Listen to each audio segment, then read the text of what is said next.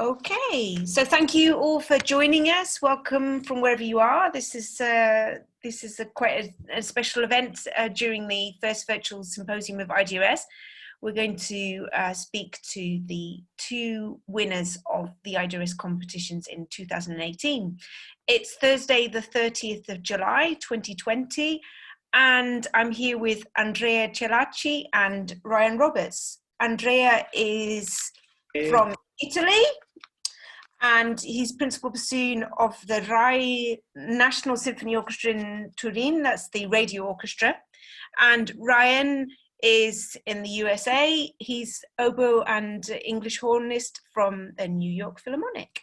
So I'm Sarah Roper, first Vice President of IDRS, and I'm here to moderate this conversation. So if anybody's got any questions, you can write them in the Q&A section, and I can ask Ryan and Andrea the questions you have. So I've got a few questions to start off with here, right. So Andrea, you're the winner of the Gilles Fox competition 2018. Could you tell us why you decided to apply for this competition? Well, first of all, hi everyone, thanks for joining in. And I applied for that competition because, as any major competition, it's so good to do for many reasons. Not only for the final results, which can be favorable or not, but for the huge preparation and work that you have to do for it. And this alone will let you grow as a person, as a musician, as a bassoon player. And this felt amazing. Also, I really enjoyed the opportunity that IDRS gives every 2 years for Gilles Fox and for each instrument to actually meet in person a lot of the major bassoon players in the world, that many of them will be then in the jury, and it's an opportunity, a gift to play for them. I felt a lot of privilege to play that day in Granada back 2 years ago. Yeah. Ryan, could you tell us also your thoughts on that?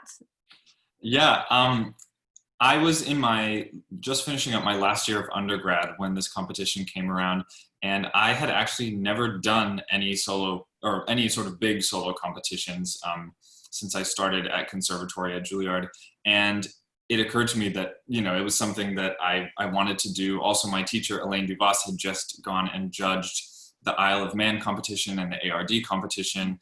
And she came back with just all of these incredible stories and exciting new players, and I felt like I wanted to be a part of that. And so I did a national competition at just a few months actually before this competition, and seeing that the competition for IDRS was, first of all, in Granada, that was a big draw for me. I really, really wanted to get the chance to go to that conference. And also the repertoire was just so incredible. It was, it just spanned so many different genres, and it was all music that I was really excited to work on and passionate about. And it was also a good mix of things that I had worked on previously and new repertoire. So it kind of was just the perfect set of circumstances to attract me to the competition. Yeah, I didn't mention that you're the winner of the Norma Hooks Young Artist Competition. At that time, it was still called the Young Artist Competition, I think. Right. The Norma Hooks Young Artist Competition. Yeah, exactly. And that's up until age 22, isn't it? That competition is. Yes, yeah, I believe so. Yeah. So when I think what stage we are in our lives at that age, often a lot of us are just not ready we're not thinking very much about competitions at that age. But I think we need to encourage more people to do it earlier. That it's, the Gilles Fox is still in, you're 31, there's a bit more time, but I would imagine the earlier you start, the better, really, to prepare, no? Yeah, and I think that especially as a first experience for a competition, because it's just against oboists, and it is a part of IDRS, which I don't know, at that point I had already I'd been to a few conferences, and so it felt somewhat like a community to me. It was a comfortable first step, and I think it definitely gave me the confidence in the future to, pursue other international competitions and maybe do the Gilet Fox one day or ARD or any of these other opportunities. Yeah, sure. And Andrea, could you tell us a little bit about your experience during the competition in Spain? We met briefly when we were all running around, but yeah, I remember in the conservatorio. Yes. So people were practicing rooms. I remember. Yeah, the experience was fantastic overall. Of course, I had, let's say, my feelings were divided into two categories. One was very excited to do the competition, and one was, of course, very worried about it. Because I had a lot of factors going on that time. I changed the instrument recently, and I was playing on it only for 2 months. And I mean, playing on an important competition is not something you want to do with an instrument you don't really know well. And the temperature was so high, I remember, and I was so worried about all the technical issues that this can do to your bassoon reeds and everything. So, and as well, I was, as everyone, maybe during these important occasions, you're worried that you will not play good enough as you want to, as you expect to, just because a lot of great people are listening to you, and you know, anything can happen in the end. But until the night before, I was thinking about this, and then I just woke up on the day of the competition, and I just said to myself, look, I'm here to enjoy in the end. I'm here to play for people, and I know that it's difficult, I know all the technical things, and I will just try to do my best. And this turned out to work out. And then when you found out you'd won, straight away you were whisked off to rehearse with the orchestra, I remember. Yes. And because the day after there was a concert with the orchestra, and that was also a great opportunity to play in front of a full hall. I cannot forget that. And yeah, that was just electric. The atmosphere was incredible in that hall. And you play so relaxed because the competition is done in the end, and you don't really feel the pressure anymore, even though the room is full of double reed players, and you know that they are used to hear, and they know it very well. So if I thought about it, maybe I wouldn't have enjoyed it so much. But I was still so pumped from the win, and I just said to myself, look, let's play, let's enjoy. And all my good friends and teachers and, you know, acquaintances were there. It was fantastic atmosphere. I met so many people, fantastic people. Yeah. And Granada is fantastic city as well for dining and partying. Yeah. That's the Ryan, most important thing. And Ryan, I remember, was it with your competition that it started to rain just before you had to go and play? There was this massive actually, yes, I think it was. Yes, I vaguely remember. It's time from you had to go from the warm-up room to the yeah. And there was a big open courtyard in the middle of the conservatory building.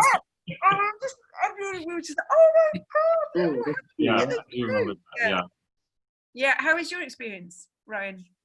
I mean, I look back on that time, and it was just, it seems like a fantasy. You know, it was just being in Granada. First of all, it was my first time in that part of Spain, and seeing the Alhambra and being able to walk around, and it was actually kind of funny because I was there a week before the competition. Just my travel plans worked out that I was there actually very early, and so nobody else from IDRS had arrived yet, and I was completely by myself. I rented this like super cheap Airbnb in the middle of the city, and I was just kind of walking around all day, and I would spend the mornings, you know, cooking with myself, and then going out and, you know, exploring, practicing. And it was just this kind of amazing week in my life. And of course the competition, the competition itself, I had a very similar experience to Andrea, which is that, you know, there's this pressure not only to perform for yourself, but also to, you know, represent yourself well on this very international stage with, you know, with all of these people in the audience that know how every note is supposed to sound. And, that can hold you to the absolute highest standards of your instrument. And that was that was an exciting challenge, I think. But yeah, I mean, after I found out that I won, the recital that I gave was the next day.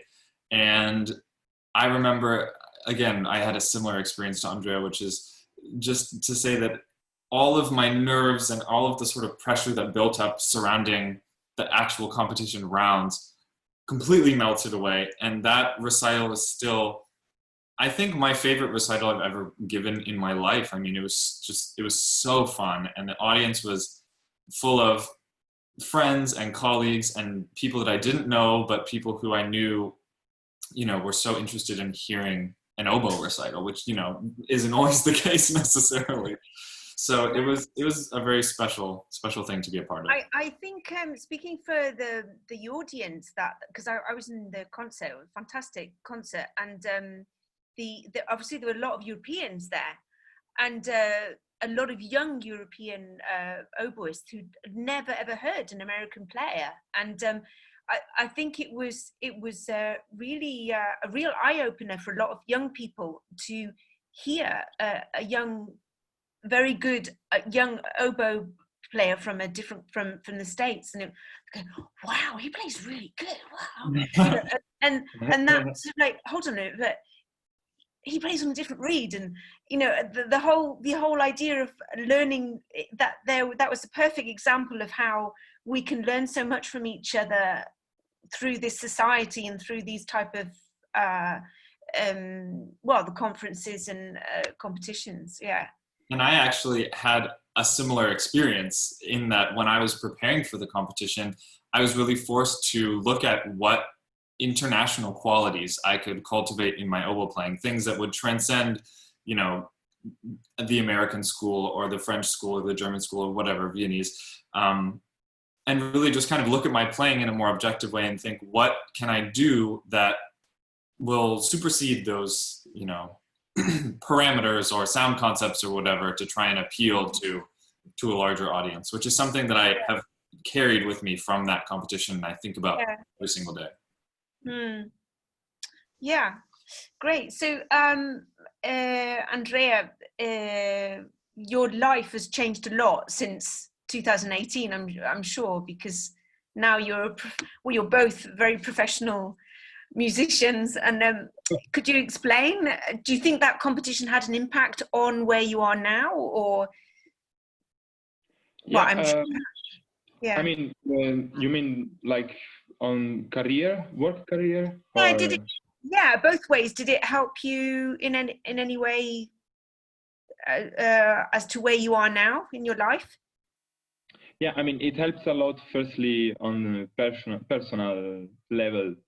Like the amount of confidence that you gain from this experience, it's huge. You can live on it for years, and this gives you the power to actually overcome any other obstacle in your life, in your career. And actually, when I was playing in Granada, I was already playing in an orchestra in Berlin, in Germany. Right. And then I decided to move back to Italy because I was just missing my country, I enjoyed a lot the experience abroad, but home is home, Yeah. And for sure, anything that you do in your life actually teaches you how to prepare and approach to the next one. And of course, preparing and overcoming such a big competition is, of course, something that teaches you a lot and gives you a lot return. How about you, Ryan? Yeah, I think I would sort of answer to piggyback off of what I was saying before about cultivating international qualities. I think it was really important to help me transition from being a student into being a professional. After the competition, I joined the New World Symphony, which is sort of like an orchestral training program. And that was the first time in my life that I didn't have a teacher. And so just figuring out musically and artistically how, what it meant to transition away from such a cultivated, sort of mentored environment into being a completely independent artist and musical thinker was hugely helped by preparing for this competition, because I mean, there was, first of all, music that my teacher had not worked on before, so the input was really 100% my own. But also because it forced me to broaden my horizons and sort of broaden my view of what double reed playing could be, for an American, or for, for anyone in this world. And so I think that was the main sort of paradigm shift that it gave to me. Yeah, I think there's sort of like a lot of musicians, we are so channeled into wanting to become an orchestral musician. There's the danger of thinking, oh, I don't have time to prepare for a competition. I need to only practice my orchestral solos. And I think, from what I see, when I see how people progress and develop from the competitions, that really doing these competitions, they just make you such better players. It can't do anything but help you become an orchestral musician. And I'd say, for example, in the UK, is quite different mentality. We're like really trying just to become orchestral musicians, and it's different way of thinking. But I think, how do you feel? Is it like that in the States in general, or? Yeah, I would say, I mean, they're more so in Europe. I think more so than in Europe, the focus is very orchestral here. Yeah. And it's just a fact that you don't see that many Americans in these big international competitions. And that was part of, my teacher, Elaine Duvas, coming back from judging ARD and from judging Isle of Man and all of these other competitions abroad, and saying, why aren't you doing this? Like, why aren't you in these? You should be playing in all of these competitions and doing all this stuff. And yeah, I felt sort of a personal responsibility at that point to increase the representation. And also just, yeah, that's what I really meant when I said it broadened my perspective, because really almost everything that that I focused on in school was either orchestra music or chamber music. Obviously we have our graduation recital at the end, but the competition rounds and also the recital that I gave at the end was by far the most music that I'd ever performed in one sitting before. And that was a really big challenge for me. And it also had occurred to me, how have I made it my entire life without playing, 5 pieces back to back? And it's just because, what I spent my time doing was orchestrally focused prior to that. Do you think it's maybe slightly different in Italy, Andrea? I get the impression that French and Italian, Spanish as well, I think young musicians are much more, they're really more into doing competitions. Do you feel that, or? I think so. I mean, it really depends on the teacher. Yeah. Mostly the teacher to recommend to go to some competitions. And I think it's a good piece of advice, because as we said, it helps you become a better musician and not destroy your path to orchestral career. Yeah. You can do both easily. I mean, not easily. I mean, not doing the competition themselves, but the preparing. It's always music. It's always, control, attack, intonation, dynamics. And it's just then switching the role you play. If it's more present solo, or more in the back, but like a building role, like a fundamental role. And it's just about that, just about switching role. Otherwise, it's kind of the same preparation in the end. Do you have any advice for anybody who'd like to do the next Gile Fox competition, Andrea? Practice, first of all. And apart from that, prepare a good video, because it's very important to prepare a good video. And also there, it's very good exercise, very good. It's like propedeutic. You can learn a lot from the experience itself. If you can produce a good professional recording on your own without too many tries or cuts, no cuts and without no many tries, then it's already a point for you. and then it's just about to hope to get chosen. But first of all, prepare a good video, and then just go. If you get invited to the final, just go for it and put the most amount of emotion and expression and musicality you can, without forgetting the technical things before. Yeah. Do you have anything to add to that, Ryan? Yeah, I completely agree with everything Andrea said. The only thing I would add is really immersing yourself in the genres and the styles of the repertoire, because like so many other competitions, the repertoire that I've seen, you know, in my year and also in past and future years for these competitions, you know, they span the complete range of what is expected of you as an instrumentalist. And so I remember for me, the biggest challenge was actually interpreting one of the Telemann fantasies, the E minor Telemann fantasy that I had to play for that competition. And then on the other spectrum of that was a piece for jazz oboe, or one of the movements was a jazz oboe movement by Alyssa Morris. And so that, and then Cromer, everything in between. I mean, it's, you have to kind of just, you have to immerse yourself and learn so much about these different styles in order to portray them, you know, accurately and convincingly, and also just to create musical variety in your program. Yeah, good. I think we've covered the competition questions.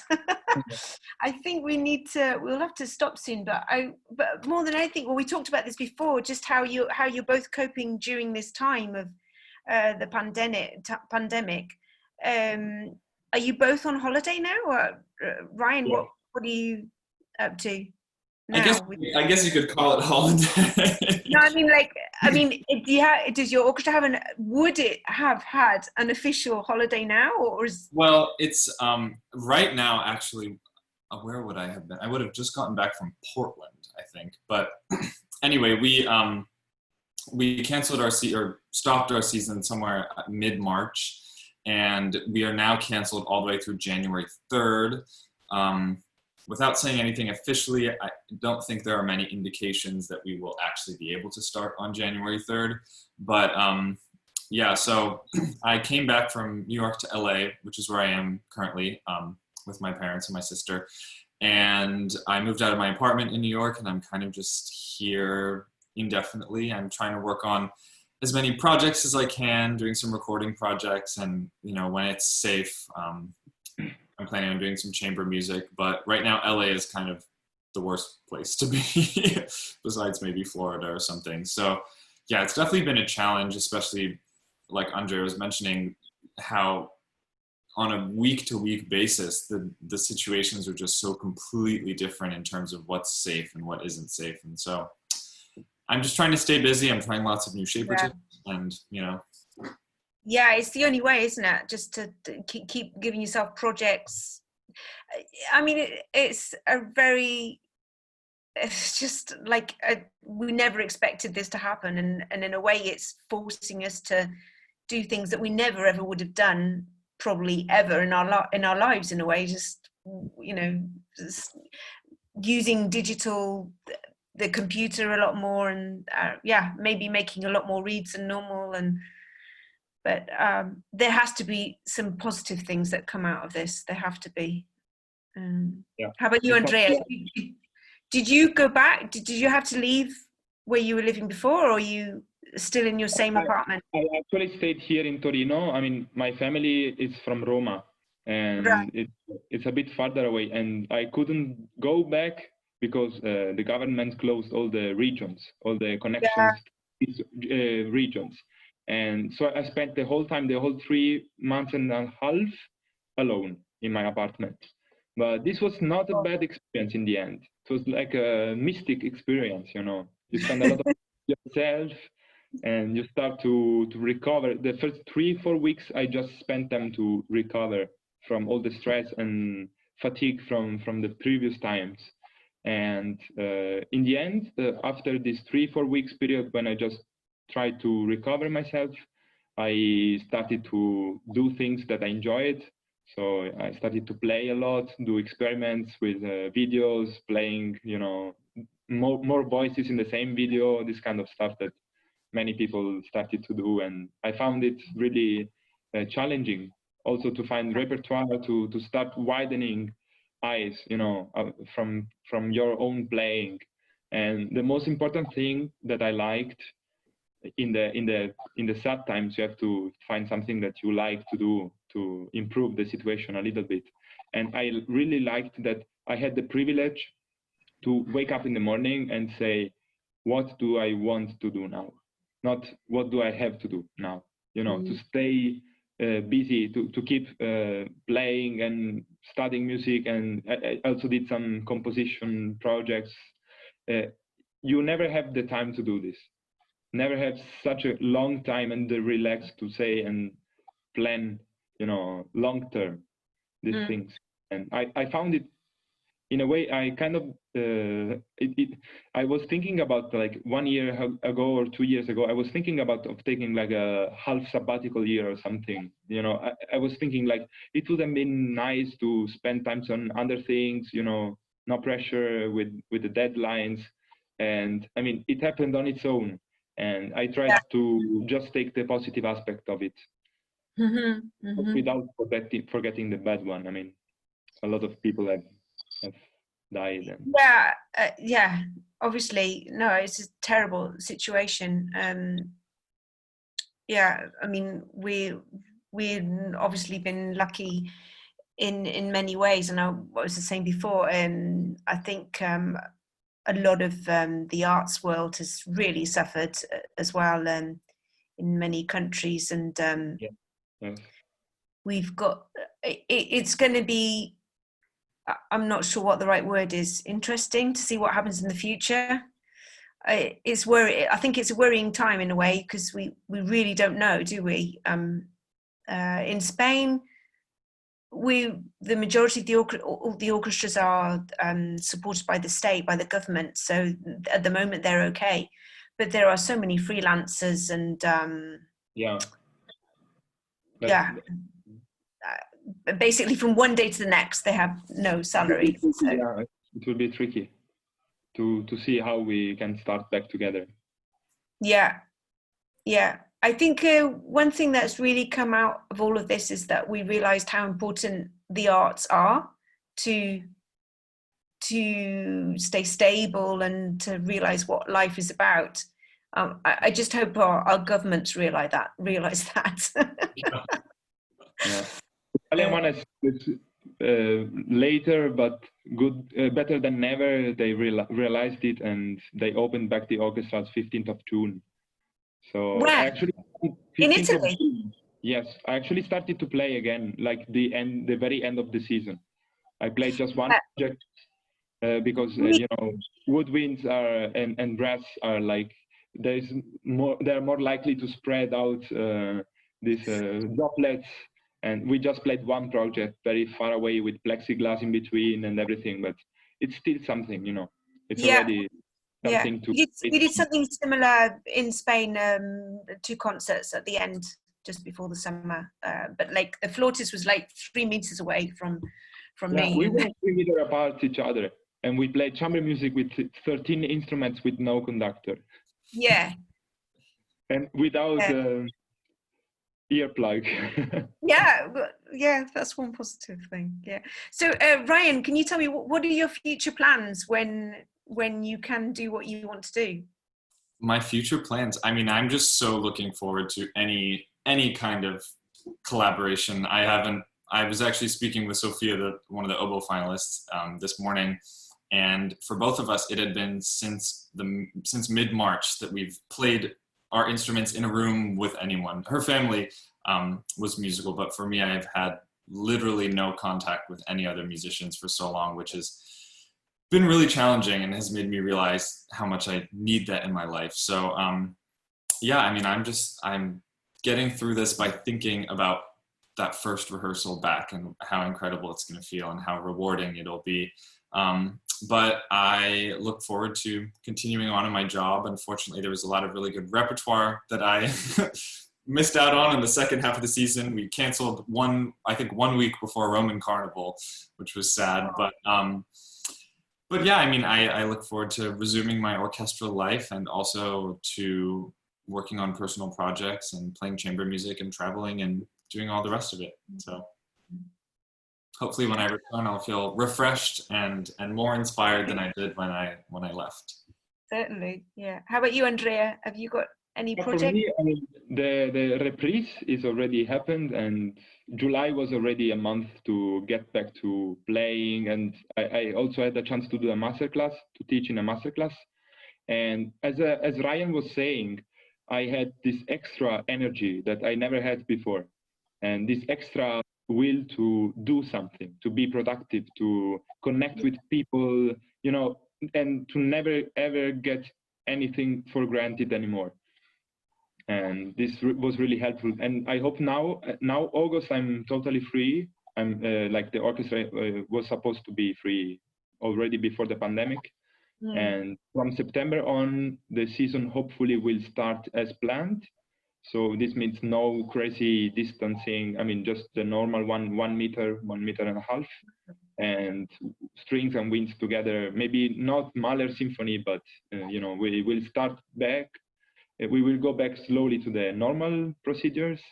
And also, I really hope to stay this way and not to get back to another emergency situation. Because I mean, I'm a little bit worried about autumn. Let's see. Yeah, we have a second outbreak now in Spain, but it's slightly different. Yeah, it's slightly different. The majority of the people that have the virus now are younger, so it's a bit more controlled. But yeah, we'll see. Each country is having its own. Yeah. Finger crossed. Situation. Yeah, we hope America, the States get better. Me too. Do you think it's reached? Is still going up? Yeah, or have they reached the peak yet? There are very, very, very, very early signs that it could potentially be plateauing, but they're still setting records every single day in terms of infections and yeah. So it has not showed signs of slowing. Maybe showed signs of plateauing, but we're still kind of in the thick of it here. So I don't know what it'll take for us to, you know, figure it out. But anyway, that's another conversation. Well, I think that's about it. We should stop now anyway. We're running out of time. Well, thank you so much for this time. It's really great to catch up after everything you've done this week. Thank you for interviewing. Thank you, Sarah. The winners, not the winners, the finalists of 2020 competitions. I think that was it's a new thing for us to do, and I think I hope we can do it more in the future. I think it's a brilliant way to share with members of the society what it's like to be part of the competition. So that's great. Yeah, thank you for your work and time. Good to see you both. Yeah, great to speak to you. Bye, Ryan and Sarah. Bye-bye. Be in touch. Bye-bye. Bye-bye.